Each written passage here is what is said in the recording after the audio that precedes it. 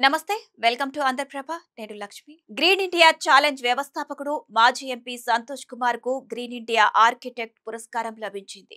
19 కోట్లకు పైగా మొక్కలు నాటి వాటి సంరక్షణకు ప్రేరణగా నిలిచినందుకు ఈ గౌరవం దక్కింది. ఐక్యరాజ్య సమితి global compact network India, industrial outlook magazine, EPS energy expo సంయుక్తంగా నవంబర్ 29న పూణేలో నిర్వహించిన కార్యక్రమంలో ఈ అవార్డును అందజేశారు.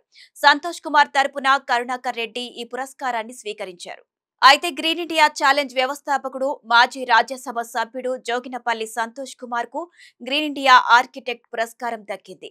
19 కోట్లకు పైగా మొక్కలు నాటి వాటిని సంరక్షించేందుకు గొప్ప ప్రేరణగా నిలిచినందుకు ఈ అవార్డు దక్కింది. ఐక్యరాజ్య సమితి global compact network India, industrial outlook magazine, EPS energy expo సంయుక్త ఆధ్వర్యంలో శనివారం పూణేలో జరిగిన కార్యక్రమంలో ఈ అవార్డును అందజేశారు.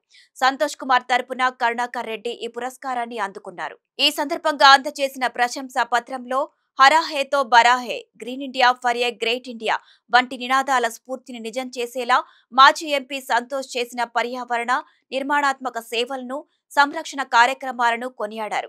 ఈ సందర్భంగా ఈపీఎస్ ప్రతినిధులు మాట్లాడుతూ గ్రీన్ ఇండియా ఛాలెంజ్ దేశ వ్యాప్తంగా ఓ ప్రజా ఉద్యమంగా మారిందని ప్రశంసించారు.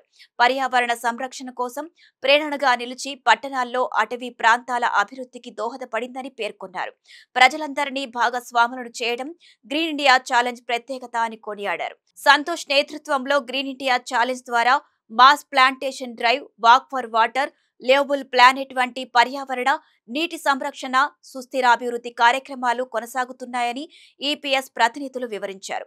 స్వచ్ఛమైన హరిత సమాజం రూపుదిద్దుకునేలా గ్రీన్ ఇండియా ఛాలెంజ్ దోహదపడుతుందని చెప్పారు.